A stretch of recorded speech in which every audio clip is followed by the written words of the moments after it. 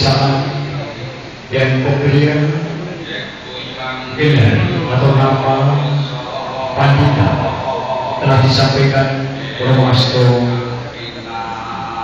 Broto dengan sebutan Pandita Putri Puja Brata Sejati.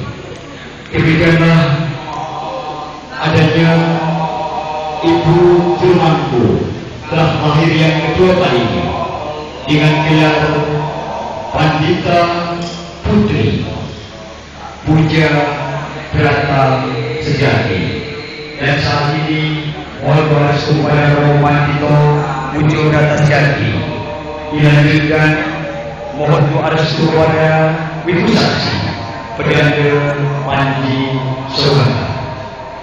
Perlu yang berbahagia, suatu peristiwa yang sangat sakral, suatu peristiwa yang sangat sakral di kesempatan siang hari ini disaksikan oleh para keluarga, disaksikan oleh para wujudkan ibu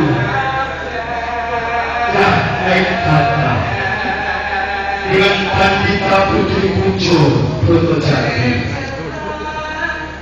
Kita semua yang hadir sebagai saksi, kita semua yang hadir sebagai saksi juga.